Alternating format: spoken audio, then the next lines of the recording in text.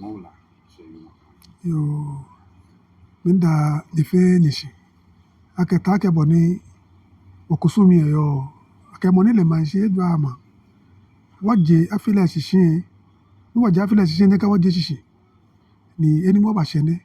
mene la kwa ha ngula mini felpo yo ya je maja kuma no dokwe ano atua eni si eko bela ewo mi ala me fe afi mi ala me fe ngo owula mi ha traditional council ni di maja che me fe ngo owula mi ha wulo me fe ngo owula mi ha owa wa ye fe ngo owula mi ha jirano ye fe ngo owula mi ha amla ku ngo owula naka no mi ha asafu anyemeke asafu acheme fe ngo owula mi ha agbafo fe ngo owula mi ha okunfo fe ngo owula mi ha ma fe ngo owula afi na akple o panyo ani na wo fe mo wasa agbo bene wo ye alon te din ko akafo wo te kokoko na no ni peni ko pe di mi ke maja che me fe ake wo ke woni de nche afo wo tui no wona wonako wonuko boni afe ni boni akọ mama papa ebu no ni peni ko maja che me pe di wo fe wo solomo mi awa lele to boni ma bi ru o wasa agbo wo to manche ni manche ne nja ba kudowo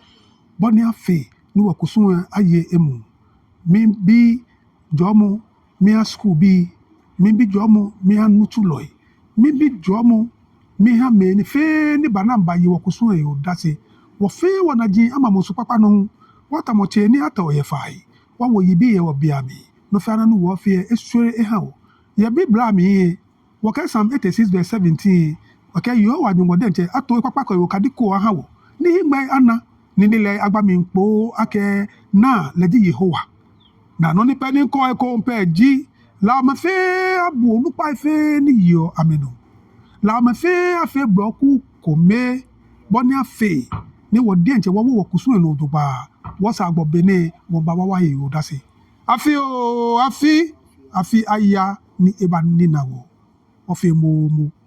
twa no manja bra o kan gbe twa manja ba